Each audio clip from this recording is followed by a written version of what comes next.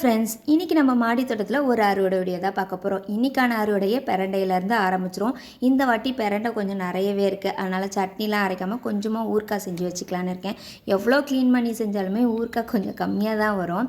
அடுத்ததாக கொத்து கொத்தாக காய்ச்சிட்டு இருந்த அவரைக்காய் தான் இப்போ கொஞ்சம் கம்மியாயிடுச்சு. காய் ஒரு 2 தடவை சேர்த்து வச்சாதான் பொரியல் செய்கிற அளவுக்கு இருக்குது. அடுத்ததாக இந்த மூக்குத்தி அவரை இப்போ காய் கொடுக்க ஆரம்பிச்சிருச்சு. இது பொரியல் எனக்கு அந்தளவுக்கு திருப்தியாக இல்லை, ஆனால் சாம்பார் குருமாலாம் வச்சோம்னா டேஸ்ட்டு சூப்பராகவே இருக்குது. 2 செடி போட்டு விட்டுருந்தேன். ஒரு செடியில் தான் கொஞ்சம் காய் அதிகமாக வருது, அடுத்த செடியில் கொஞ்சம் கம்மியாக தான் வருது. அடுத்ததான் இந்த செரி டொமேட்டோ இப்போல்லாம் செடியிலே பழுக்க விட்டு பறிச்சிட்ருக்கேன். ஆனால் ஒரு டவுட் இருக்குது, 2 பேரை கூண்டு வச்சு பிடிச்சுமே இன்னும் யாரோ இருக்கா மாதிரியே இருக்குது. ஏன்னா அப்பப்போ 1-2 தக்காளியே காலி பண்ணிடுறாங்க.